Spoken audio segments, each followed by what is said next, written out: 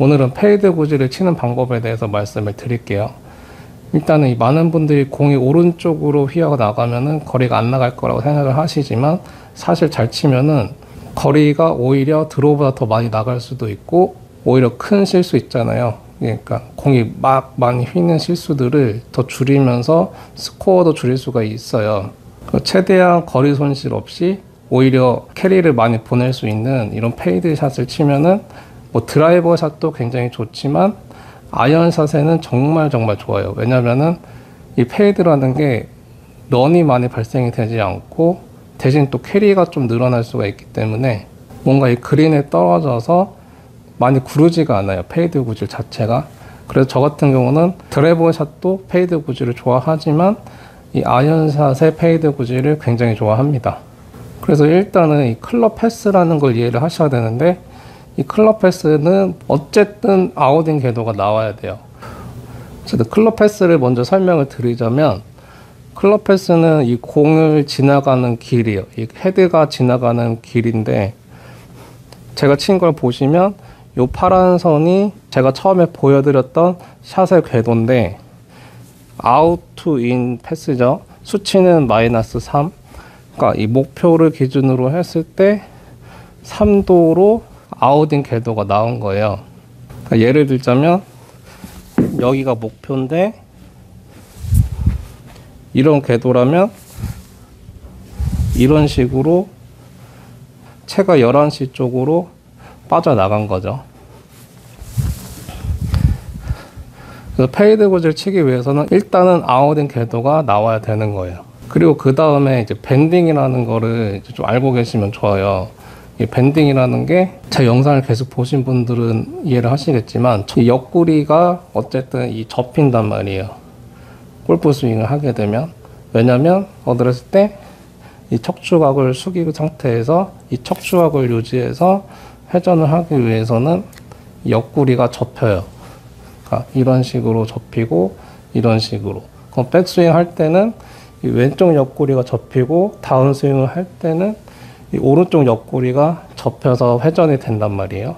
페이드를 치는데 제가 지금 밴딩 얘기를 하는 거는 이제 앞으로 영상을 보시면은 정말 중요해요. 그래서 이 옆구리의 밴딩, 그러니까 백스윙을 할 때는 왼쪽 옆구리가 이렇게 접힙니다. 지금 제 옷 때문에 잘 안 보였을 수도 있지만 이런 식으로 좀 접히고, 다운스윙 때는 오른쪽 옆구리가 이런 식으로 접혀요. 여기서 주의하실 점은 회전을 안 하고, 그러니까 백스윙을 하고 회전을 안 하고 오른쪽 옆구리만 접는 건 아니고, 회전 과정에서 오른쪽 옆구리가 자연스럽게 접힙니다. 일단 이런 밴딩의 개념을 알고 계셔야 돼요. 클럽 패스랑 밴딩이랑 설명을 드렸으니까 이 스윙을 하는 방법에 대해서 설명을 드리면, 뭐 이런 얘기 많이 들으셨을 거예요. 만약에 이게 목표잖아요. 이대로 셋업을 한다고 하면은 뭐 왼쪽을 빼서 오픈을 쓰고 뭐 헤드 클럽 페이스를 열든지 닫든지 이런 식으로 해서, 그러니까 5조준이죠. 그러니까 목표에 대해서 왼쪽으로 5조준을 해서 그대로 샷을 하는 그런 방식이 있기는 한데, 저 같은 경우는 그런 방식을 쓰진 않아요. 왜냐하면은 5조준 자체를 했을 때 제가 무조건 실수 없이 스윙을 한다고 생각을 하지 않기 때문에, 그러니까 셋업 자체를 5조준을 한 이후에 제가 이 페이드 샷에 대한 실수를 했을 경우에는 많은 미스가 나겠죠. 그러니까 5조준을 한 방향으로 공이 날아갈 수가 있고, 또 실수를 하면은 오히려 또 왼쪽으로 많이 휠 수 있는 공이 생기기 때문에, 저 같은 경우는 5조준을 하지 않고 회전 과정에서 이 밴딩을 이용해서 궤도를 바꾸거든요. 그러니까 다시 설명드리면 5조준 자체는 하지 않아요. 그냥 제가 항상 쓰던 셋업에서 셋업은 바뀌지가 않아요. 그래야 실수를 했을 때도 어느 정도 이 갭이 크지 않게, 내 목표에 대해서 갭이 크지 않는 그런 방법으로 페이드를 치고 있어요. 그런데 너무 클로즈 스탠스 있잖아요. 오른발이 너무 빠져있는 이런 스탠스는 좋진 않으니까, 그러니까 평상시 이 셋업 자체를 조금 점검을 해보세요. 저 같은 경우는 아주 약간 클로즈 스탠스예요. 아주 약간 클로즈 스탠스지만 그러니까 페이드를 치는 데는 무리가 있진 않아요. 그래서 자연스럽게 아웃인 궤도가 나오면서 힘을 잃지 않는 스윙의 방법은 아까 말씀드린 것처럼 밴딩이에요. 이 밴딩을 이해를 하셔야 되는데, 다운스윙 궤도 때 제 평상시 밴딩의 양이, 자, 이 정도 양이 한 5라고 할게요. 자, 이 양을 5라고 하면은 페이드를 칠 때는 이 밴딩의 양을 줄이는 거예요. 그러니까 예를 들어서 이 정도가 저의 기본적인 밴딩의 양이라면은 오히려 이 몸을, 이 오른쪽 옆구리를, 이 밴딩의 양을 조금 풀어버리는 거예요. 그러니까 예를 들어서 밴딩을 오히려 더 넣지 않고 오른쪽 옆구리가 이 펴지는 느낌으로 회전을 합니다. 그러면은 과하지 않은 아웃인 궤도가 나와요. 그러니까 백스윙에서 다운스윙을 할 때 이 옆구리의 밴딩 있죠? 이 옆구리의 이 밴딩을 피는 거예요. 이런 상태에서 이런 상태로.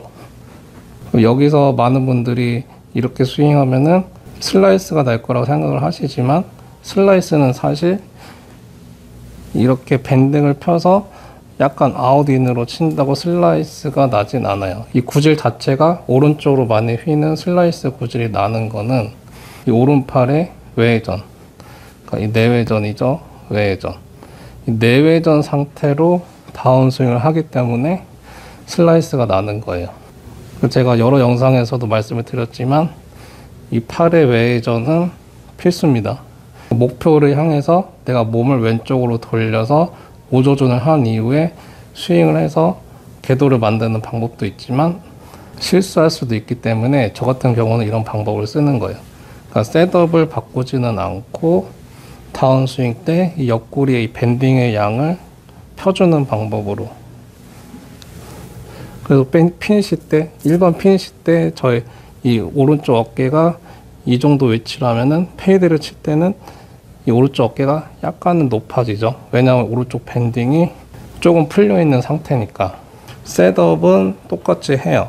셋업은 똑같이 하고 어드레스 때 약간 이렇게 이 옆구리 밴딩을 안 하는 느낌으로.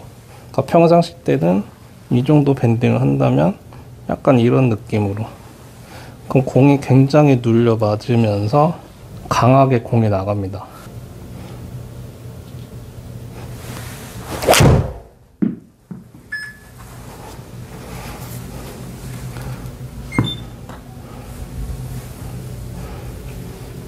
지금은 많이 걸리진 않았는데 다시 하나만 쳐볼게요. 그러니까 실수를 하더라도 이 정도만 되는 거예요. 지금 사이드로 7m에서 8m 정도만 갔거든요. 그러니까 밴딩 자체를 좀 풀어버리면 이 손 자체가 약간은 앞으로 오게 돼요.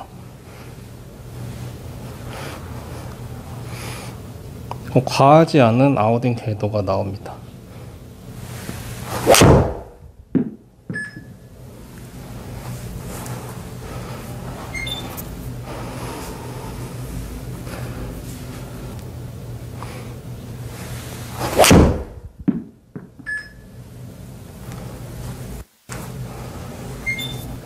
그러면은 드로우는 반대겠죠? 페이드 같은 경우는 밴딩을 풀어서 다운스윙을 한다면 드로우 같은 경우는 셋업을 바꾸지 않고 이 밴딩 자체의 양을 평소보다 조금 더 늘리는 거예요. 그러면은 자연스럽게 또 인아웃 궤도가 나오거든요. 셋업은 바꾸지 마시고 밴딩만 조금 더 넣는다면 클럽 패스는 또 인투 아웃으로 바뀌게 돼요.